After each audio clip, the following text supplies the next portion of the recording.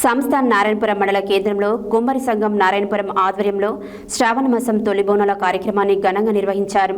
ఈ సందర్భంగా తొలుత కుమ్మరి సంఘం తరపున 5 బోనాలను గ్రామ దేవతలకు సమర్పించారు. అనంతరం సాయంత్రం కుమ్మరి సంఘం ఆధ్వర్యంలో మహిళలు, కుల బాంధవులు పెద్ద సంఖ్యలో పాల్గొని బోనాలతో ఉమ్మడి ఊరేగింపుగా ముత్యాలమ్మ దేవాలయానికి చేరుకొని అమ్మవారికి బోనాలను సమర్పించారు.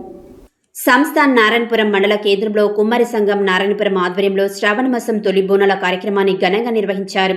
ఈ సందర్భంగా తొలుత కుమ్మరి సంఘం తరపున 5 బోనాలను గ్రామ దేవతలకు సమర్పించారు. అనంతరం సాయంత్రం కుమ్మరి సంఘం ఆధ్వర్యంలో మహిళలు, కుల బాంధవులు పెద్ద సంఖ్యలో పాల్గొని బోనాలతో ఉమ్మడి ఊరేగింపుగా ముత్యాలమ్మ దేవాలయానికి చేరుకుని అమ్మవారికి బోనాలను సమర్పించారు.